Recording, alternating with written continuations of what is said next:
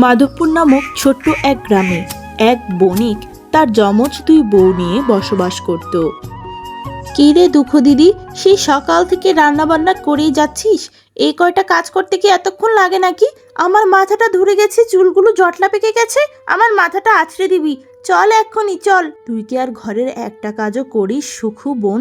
তুই কি করে বুঝবি একা হাতে উঠান ঝাড় দেওয়া, থালা বাসন ধোয়া, রান্নাবাটি করা কত কষ্টের কাজ? আমি কাজগুলো করিনি, তোর মাথা তুই আছড়ে নি। যা তো এখন, ভালো লাগছে না। কি কি বললি তুই দিদি? তুই আমাকে আমার মাথা আছড়ে নিতে বলছিস? তুই কি ভুলে গেছিস নাকি আমি যদি তোর উপর করুণা না করতাম, আমার স্বামী কবেই তোকে ঘাড় ধরে বের করে দিত? আবার আমার মুখে মুখে কথা না? বুঝি বুঝি হিংসা হয়। কিসের আর হিংসা? কি বা দয়া করছিস বল? আমি সন্তান জন্ম দিতে পারিনি দেখে আমার সংসারেই তুই সতীন হয়ে এসেছিস, নিজের বোন হয়ে। তোরা আর কি দয়া করবি? দেখ, তোদের যদি মন চায় আমাকে বাড়ি থেকে তাড়িয়ে দিবি। এত কথা বলিস না দুঃখু দিদি, গোটা গ্রামের সকলে তোকে অপয়া হিসেবে জানে। কার বাড়িতে তুই উঠবি বলতো? কাজ করলে আমার মোমের মতো নরম হাতগুলো নষ্ট হয়ে যাবে দেখে তোকে এখনো এই বাড়িতে আমার স্বামী রেখেছে। তোর রান্না যদি আজকে মন্দ হয়, তোর খবর আছে দিদি। বড় বউ, তুমি এটা কি রান্না করেছো? তোমার রান্নায় এক এক দিন এক এক ঝামেলা থাকেই। কোনোদিন নুন কম, কোনোদিন ঝাল কম। রান্নায় কি মনোযোগ দাও না নাকি? ধুর ধুর। আমি তো আপনাদের জন্য অনেক ভালোবেসেই রান্না করি। তা বলছি, আপনার যদি নুন কম লাগে, আমি কি রান্নাঘর থেকে একটু নুন এনে দিব আপনাকে? হয়েছে হয়েছে, এখন আর নুন এনে দিতে হবে না। সকালে তো কত করে বললাম আমার মাথাটা একটু আছড়ে দাও, আমাকে কতগুলো কথা শোনালে এই রান্নার বাহানা দিয়ে। সে রান্না খেতেই কত জঘন্য হয়। ছি ছি ছি ছি, তুমি আসলে চাইছোটা কি বলো তো? কি ব্যাপার বড় বউ, তোমার সাহস কি করে হলো তুমি আমার আদরের ছোট বউকে কথা শোনাও? শুনো, এখন থেকে ছোট বউ যা হুকুম দিবে সেটা সবার আগে করবে, না হলে কিন্তু আমার খারাপ রূপটা আমি তোমাকে আর দেখাতে চাইছি না, বুঝেছো? খারাপ রূপ আর দেখানোর বাকি কি রেখেছো তুমি? তোমার স্ত্রীর সন্তান হয়নি বলে তুমি তারই ছোট বোনকে বিয়ে করে এনেছো, আর এখন চোখের সামনে প্রতিদিন আমায় অপমান করো। আর কি খারাপ রূপ দেখবো তোমার, বলো তো?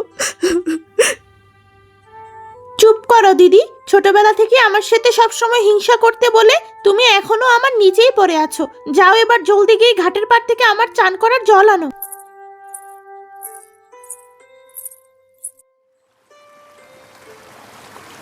আরে আরে ছোটন, তুই এই ঘাটের পাড়ে কি করছিস? তুই কি কারোর সাথে খেলার জন্য অপেক্ষা করছিস? হ্যাঁ রে, বল না। না ছোট মা, আমার ঘরের মাঝে ভালো লাগে না। মা সারাদিন শুধু তোমার সাথে ঝগড়া করে, তাই আমি এখানেই দাঁড়িয়ে আছি। না রে বাবা, তোর মাকে ভুল বুঝিস না। আমি তোর মা, ছোটবেলা থেকে একজন আরেকজনের সাথে এভাবে খুনসুটি করি। শোন, জগতে যে যাকে সবচেয়ে বেশি ভালোবাসে, তার সাথে তার সবচেয়ে বেশি রাগ অভিমান হয়। তোর মা তোকে অনেক ভালোবাসে। না ছোট মা, না, আমার মা একদম দুষ্টু। আর এলাকার লোকেরা বলে আমি জন্ম হওয়ার কারণে নাকি বাবা তোমায় ভালোবাসে না। আমি বাড়ি ছেড়ে চলে যাবো ছোট মা, তাহলে বাবা তোমায় আর কষ্ট দেবে না। মাও তোমায় ভালোবাসবে ছোট মা।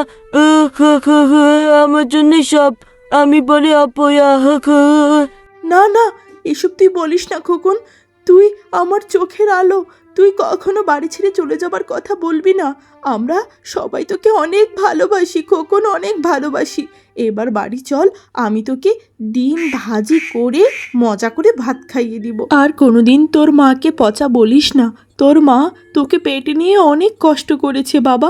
চল বাড়ি।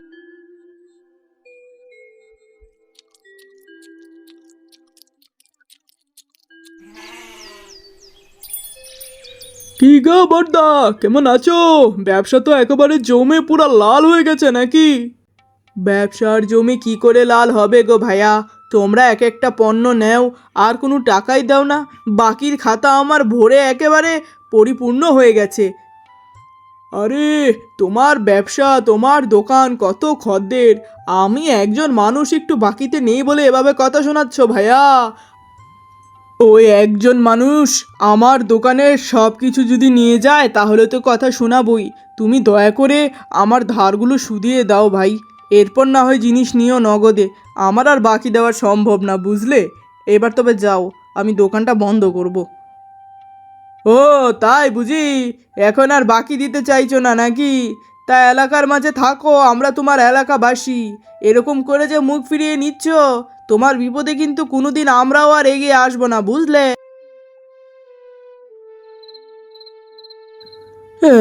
বুঝলে গিন্নি, আজকালকার যুগে ব্যবসা করা বিশাল কঠিন হয়ে যাচ্ছে। আমার ব্যবসার অবস্থা একেবারেই খারাপ, তার উপর এক একজন এসে বাকি নিয়ে যায়, মাসকে মাস পেরিয়ে যায় আর টাকা দেবার নামই থাকে না। কি আর বলি বলো তো, আজকালকার যুগে সকলেরই ফাও খেতে ভালো লাগে। এই যে আমাদের বাড়িতে একজন আছে না, দুখু ম্যাডাম, ওনার পিছনে কত খরচ যায় তোমার। ওকে এখনো বাড়ি থেকে তাড়াচ্ছ না কেন তুমি? বলো তো, ভালো লাগে না? ওকে কেন তাড়াবো? ও আছে দেখেই তো এই ঘরের সব কাজও সুন্দর করে করছে। ও চলে গেলে তোমার সুন্দর হাতগুলো কাজ করে নষ্ট হয়ে যাবে না? তাছাড়া ও তো তোমারই বড় বোন। বাবা, মা, তোমরা সবসময় কেন ছোট মাকে নিয়ে এত আশেপাশে কথা বলো? ছোট মা তো তোমাদের কত ভালোবাসে। ছোট মাকে নিয়ে তোমরা এরকম কথা বলো না, আমার খুব খারাপ লাগে। ছোট মা অনেক ভালো। কি রে খোকন, তুই এভাবে মা বাবার মুখে মুখে তর্ক শিখেছিস কোত্থেকে? হ্যাঁ, কোত্থেকে আর শিখবে? তোমার আদরের বড় বউ আমাদের ছেলেকে আমাদের বিরুদ্ধে করে দিচ্ছে, বুঝেছো? তাই তো বলি, আমার ছেলেকে নিয়ে এত পীড়িত কিসের? এই শোন খোকা, এরপর থেকে যদি ওই ডাইনিটার নামে কোনো সুনাম করেছিস, তো ওই ডাইনিকে শুদ্ধ তোকে বাড়ি থেকে তাড়িয়ে দিব। আমার পেটের সন্তান আমার বিরুদ্ধে করা, কালকে বুঝাচ্ছি। দুঃখ দিদি, আমি একটু খোকনকে নিয়ে একটু শহরের দিকে যাচ্ছি, আমার আসতে দেরি হবে। তুমি ঘরের কাজগুলো করে রেখো, কেমন? আমি তবে যাই। দেখো ঘরে জানি চোর না আসে, খেয়াল রেখো কিন্তু। একা ঘর পেয়ে আবার বসে বসে থেকো না। না মা, না, আমি তোমার সাথে যাবো না। আমি শুধু তোমার সাথে থাকতে চাই। আমার মাথাটা ভালো লাগছে না মা, আমি থাকি না মা। ও মা, মা, আমি যাবো না। হ্যাঁ রে সুখু, খোকা যখন যেতে চাইছে না, ওকে রেখে যা। ওকে আমি খাবার দাবার খাইয়ে ঘুম পাড়িয়ে দিব। তুই চিন্তা করিস না, তুই একা ঘুরে আয় না বোন আমার। আহ, কত শখ! আমি কষ্ট করে আমার ছেলেকে জন্ম দিয়েছি, আমার সেই ছেলেকে তুমি আমার বিরুদ্ধ করে দিচ্ছ দিদি। আর কি ভেবেছো আমি সেটা বুঝবো না? আমার ছেলেকে নিজের দিকে টেনে নিতে চাইছো। নিজে তো বন্ধা, তাই আমার সন্তানকে নিজের করবে? অত সোজা না, বুঝেছো? আমার ছেলের সাথে তুমি কোনোদিন কথা বলবে না আজকের পর থেকে, বুঝেছো তুমি? আমার ছেলে আমারই থাকবে, ওকে নিয়েই আমি যাব। এসব এসব তুই কি বললি? তোর মনটা এত ছোট হয়ে গেল? আমি তোর আপন দিদি, আমি তোর ছেলেকে নিজের ছেলের মতো ভালোবাসি, আর সেটাই আমার অপরাধ হয়ে গেল। ঠিক আছে, ঈশ্বর আমায় বন্ধা বানিয়েছে তাই বলে এত কথা। তোর ছেলের সাথে আমি আজকের পর থেকে আর কথা বলবো না, নিয়ে যা তুই। একটু পর দুখু ঘাটের পাড়ে কাপড় ধুতে আসে। হায় ঈশ্বর, এই নদীর জল কত শান্তভাবে বেয়ে যাচ্ছে। এই নদীর জলেরও কত জলের সাথে মিশ্রণ, অথচ আমি যেন এই জগতে একেবারেই একা পড়ে গেলাম। না পেলাম স্বামীর ভালোবাসা, না পেলাম বোনের স্নেহ, না পেলাম সন্তানের দেখা। এই জগতে আমায় আর কি দেখাতে বাঁচিয়ে রেখেছ ঈশ্বর? আমার এই দুঃখ কবে শেষ হবে? তখনই নদীর জলে এক জলপরী প্রকট হয়। তুমি কে অবলা বউ? তোমার চোখের জলে আমার যে ঘুম ভেঙে গেল। তোমার কি হয়েছে বলো আমায়, বলো। আমার আর কি চাই? এই জগতে তো আমার আর চাওয়ার মতো কিছুই নেই, কারণ আমাকে যে কারোরই ভালো লাগে না। আমি নিঃসন্তান, আমি স্বামীর ভালোবাসা পাইনি, আমার বোনও আমার শত্রু। কান্না করো না অবলা বউ, তুমি যদি চাও আমি তোমাকে দুইটি উপায় বলবো। আমি তোমার দুঃখ দূর করে দিব। প্রথমত, তুমি যদি চাও তোমার স্বামী তোমাকে অন্ধের মতো ভালোবাসবে। দ্বিতীয়ত, তুমি যদি চাও তোমাকে আমি এই গ্রামের সবচেয়ে ধনী ব্যক্তি বানিয়ে দিব, টাকা পয়সার কোনো অভাব থাকবে না। না, আমার স্বামীর ভালোবাসা দরকার নেই, কারণ আমি যদি স্বামীর ভালোবাসা চাই তাহলে আমার ছোট বোনটার কি হবে? আমি অনেক টাকা পয়সা চাই, যেন দুমুঠো ভাতের জন্য আমার কোথাও পড়ে থাকতে না হয়। ঠিক আছে অবলা বউ, আমি ভেবেছিলাম তুমি স্বামীর ভালোবাসা চাইবে, কিন্তু আমি আমার কথা মতো তুমি যেটা চাইছো সেটাই দিব। কিছুদিনের মাঝেই তোমার ভাগ্য পরিবর্তন হবে। এরপর কিছুদিনের মাঝেই দুঘু গ্রামের সবচেয়ে ধনী ব্যক্তিতে পরিণত হয়। তার টাকা পয়সার অভাব ছিল না। অন্যদিকে তার স্বামীর ব্যবসায় পতন শুরু হয়। অন্যদিকে বণিকের ছোট বউয়ের সারা গায়ে বসন্ত হয়। ছোট বউ, সকাল সকাল তোমার এই অপয়া চেহারা নিয়ে কেন আমার সামনে এসেছো? এমনিতেই আমার দিনকাল ভালো যাচ্ছে না, তার উপর তোমারই মুখ। ও, আমার এখন অপয়া চেহারা হয়ে গেল? একটা সময় তো আমার চেহারা দেখা ছাড়া কাজেই যেতে না, আর এখন আমায় অপয়া বলছো? এখন রূপ নেই বলে দামও নেই? তা বলছি যে কত দিন ধরে বসন্ত হয়েছে, আমায় একটু ডাক্তারের কাছে নিয়ে যাও। কবে থেকে বলছি? তুমি তো দেখছোই আমার আর্থিক অবস্থা ভালো না, আমার ব্যবসার অবস্থা যা ইচ্ছা তাই। কয়দিন পর এই বাড়িটাতেও বেচে দিতে হবে, তারপরও তুমি কেন এরকম করছো? চোখের সামনে থেকে যাও তো। ওহ, ভালো লাগছে না, যাও তো যাও। তোমার মতো মেয়েকে বাইরে নিয়ে গেলে লোকে আমায় কি বলবে? থুতু দিবে সবাই, বুঝেছো? যাও তো, তোমার এই চেহারা আমি দেখতে চাই না। ওহো, তাই নাকি? এখন আমার চেহারা তুমি দেখতে চাও না? আমার যখন রূপ ছিল আমার কত দাম ছিল, আর এখন তুমি আমায় এসব বলছো? আমাদের সন্তানের মুখের দিকে তাকিয়ে হলেও আমায় একটু চিকিৎসা করাও, আমার যে অবস্থা ভালো না। আহা, মহা মুশকিল তো। আমি বলছি তো আমার টাকা নেই, তোমার চেয়ে বড় বউই ভালো ছিল তো। এ কি বোন, তোর চেহারার অবস্থা, গায়ের অবস্থা এরকম কেন? কি হয়েছে তোর? বল দেখি। হঠাৎ এখানে তুই? বল না, তোর কি অসুখ হয়েছে? তোর নজরেই সব কিছু হয়েছে। আমার স্বামী সন্তান নিয়ে আমি সুখে ছিলাম, কিন্তু তোর সেটা সহ্য হলো না, তাই তো তুই আমার সংসারটা নষ্ট করে দিলি। আমার স্বামী এখন আমায় দুই চোখে দেখতে পারে না, আমার ছেলেটার কাছেও যেতে দেয় না। চুপচাপ বল, তুই এত টাকা পয়সা কোত্থেকে পেয়েছিস দিদি? ওই জায়গার ঠিকানা আমায় দে। আমি কোনো টাকা পয়সার ঠিকানা দিতে পারবো না। ঈশ্বর তোর সাথে যেটা করেছে সেটা তোর ভাগ্যের ফল, আমার সাথে যেটা করেছে সেটা আমার ভাগ্যের ফল। কারো ভাগ্য কেউ কি খণ্ডাতে পারে? ছোট, বল দেখিনি।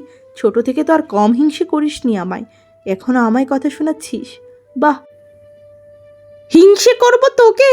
তোর মাঝে হিংসে করার মতো কোনোদিনই কিছু ছিল না। দেখ, তুই যদি আমার সন্তানকে ভালোবেসে থাকিস তাহলে ভালোই ভালোই আমাকে ওই জাদুকরি জায়গার ঠিকানা দে, যেখান থেকে তুই এত ধনী হয়েছিস। আমার যে ওই জায়গায় যেতে হবে। ঠিক আছে, আমি ছোটনের মুখের দিকে তাকিয়ে তোকে ওই জায়গার ঠিকানা দিব। আমাদের গ্রামের উত্তর পাড়ে যে কদমতলি বিল আছে, ওখানেই তুই সেই জলপরীর দেখা পাবি, যার মাধ্যমে আমার ভাগ্য বদল হয়েছে। তবে শুনে রাখ, আর কোনো দিন আমার এই বাড়িতে তুই আসবি না। এমন স্বার্থপর বোন আমার আর দরকার নেই। এরপর সুখু সে ঘাটের পাড়ে গিয়ে অভিনয় করতে শুরু করে। হা বিধাতা, এই জগতে কি কেউ নেই যে আমার গায়ের এই সমস্ত বসন্ত ভালো করে দিতে পারে? আমার স্বামীটা যে আমার ছেলের কাছে কয়দিন যাবৎ যেতে দিচ্ছে না। এবার আমার ছেলের কাছে না গেলে আমি যে এই জলে ডুবেই মরবো। তখনই সে জলপরি সেখানে আসে। তুমি কে মেয়ে? তুমি এভাবে কাঁদছো কেন? কে আলাদা করছে তোমার সন্তানকে? কি তোমার দুঃখ? আমি আর কি বলবো জলপরি, তুমি তো দেখতেই পাচ্ছ আমার কি অবস্থা। সেই জন্য আমার স্বামী আমায় বাড়ি থেকে তাড়িয়ে দিল। ঠিক আছে, আমি তোমাকে দুইটি পথ দিব, তুমি যেটা চাও সেটাই বেছে নিতে পারো। এক, তোমার স্বামীর অর্থনৈতিক অবস্থা অনেক ভালো করে দিব। দুই, তুমি বিশ্বের অন্যতম সুন্দরী নারীতে পরিণত হবে। বলো তুমি কি চাও? যা চাবে তাই পাবে। আমি চাই রূপ। আমাকে তুমি অনেক বেশি সুন্দরী করে দাও জলপরি। এই জগতে সুন্দর মানুষদের আর কিছুই লাগে না। সৌন্দর্য ছাড়া আমার আর কিচ্ছু চাই না। আমার স্বামীর আর্থিক অবস্থা দিয়ে আমি কি করব? ধুর ছাই, আমায় এক্ষুনি সুন্দর করো। ঠিক আছে, তোমাকে আমি এক্ষুনি সুন্দর করে দিচ্ছি, তবে একটা কথা মনে রাখবে, এই জগতে সৌন্দর্য দিয়ে সব হয় না। এরপর জলপরি সুকুকে অনেক সুন্দরী মেয়ে বানিয়ে দেয়। কি ব্যাপার বউ, ছেলেটার শরীর এত অসুস্থ, সারা দিন তুমি শুধু নিজের রূপচর্চা নিয়ে ব্যস্ত থাকো, নিজের ছেলেটার খেয়াল রাখতে পারছো না নাকি? আমি তো খেয়াল রাখছি, তুমি তো সারা দিন বাইরে কাজেই থাকো। এই ঘরের সমস্ত কাজ একা হাতে করে আমি আর পারছি না, আমার হাতগুলো নষ্ট হয়ে যাচ্ছে।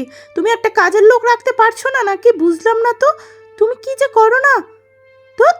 মানে কাজের লোক রাখবো মানে? তুমি তো জানো আমার আর্থিক অবস্থা কেমন। ভালো বাড়ি রেখে এখন একটা ভাঙা বাড়ির মাঝে আছি, তারপরেও তুমি এভাবে কাজের লোকের কথা বলছো। তাহলে অন্য মহিলারা কি করে কাজের লোক ছাড়া স্বামী সন্তান নিয়ে খাচ্ছে? অন্য মহিলাদের সাথে তুমি আমায় তুলনা করছো? আমার মতো সুন্দরী এই গোটা বিশ্বে একটাও দেখেছো তুমি? দেখো, কাজের লোক রাখতে না পারলে কাজগুলো তুমি করে দিবে। আমি বুঝতে পারছি আমার বড় বউকে কষ্ট দিয়ে জীবনে অনেক বড় ভুল করেছি। তুমি তোমার বড় বোনের নখের যোগ্যও নাচ্ছি। যার জন্য আমি এত সুন্দরী হলাম, আমি আমি তারপরেও তার মন পেলাম না। এই জগতে কি সৌন্দর্যের কোনো মূল্য নেই? তার কাছে এখন বড় দিদি সুন্দর, বড় দিদি আদর্শ। এবার আমি আমার এই রূপ সৌন্দর্য নিয়ে কি করব?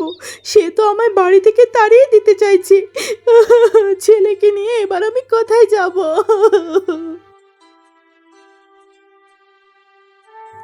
কি ব্যাপার, হঠাৎ তুমি খোকনকে নিয়ে এই বাড়িতে এলে? খোকনের গা তো একেবারে গরম হয়ে পুড়ে যাচ্ছে। কি হয়েছে শুনি আমি। যা হবার ছিল তাই হয়েছে। হিরে থাকতে হীরের মর্যাদা দেয়নি, এখন কয়লা এসে আমার সংসারটা একেবারে পুড়িয়ে দিচ্ছে। তোমার ছোট বোন সারাদিন শুধু নিজের সাজসজ্জা নিয়ে ব্যস্ত থাকে। আমার ছেলেটা আর আমার সংসারের কোনো খেয়ালই রাখে না। আমার ব্যবসার অবস্থা খারাপ, সেটাও সে বুঝতে চায় না। বাহ, এখন আমি আপনার কাছে হিরে হয়ে গেলাম। এতদিন তো ছিলাম বন্ধা অপয়া, আর আমার ছোট বোন এখন আপনার কাছে বোঝা হয়ে গেল। সে তো ছিল আপনার মনি। না, ওর রূপে আমি অন্ধ হয়ে গেছিলাম, কিন্তু এখন কঠিন বাস্তবতার মাঝে আমি বুঝতে পারছি তুমি আমার আদর্শ বউ ছিলে। আমায় তুমি ক্ষমা করে দাও বউ, তোমার সাথে আমি অনেক অন্যায় করেছি। আমি ছোটনকে নিয়ে চিরতরে তোমার কাছে ফিরে এসেছি। আমি তোমার সাথে মিলেমিশে আবার থাকতে চাই। তোমার তো আর টাকা পয়সার অভাব নেই, আমাদের সুখের অভাব হবে না। আমি তোমার ছোট বোনকে বাড়ি থেকে তাড়িয়ে দিব, তুমি আমায় ক্ষমা করে গ্রহণ করে নাও। বাহ বাহ, একটা কালে আমাকে বাদ দিয়ে আমার ছোট বোনকে ঘরে তুলেছিলেন, আর আমাকে কতই না অত্যাচার করেছেন। আর এখন যখন আপনার ব্যবসার অবস্থা খারাপ হয়ে গেল, তখনই আমার টাকা পয়সা দেখে আমার কাছে আবার ছুটে এসে মনমর্জি মতো গল্প শোনাচ্ছেন। আপনি একই সাথে আমাদের দুই বোনের জীবনই ধ্বংস করে দিতে চাইছেন। আপনি মনে রাখবেন, আমি কোনো দিন আপনার মতো লোকের সাথে আর এক ছাদের নিচে সংসার করব না। ছোটনের চিকিৎসার জন্য যে কয় টাকা লাগে আমি সেটা ঠিকই দিব। আপনি বেরিয়ে যান এই বাড়ি থেকে।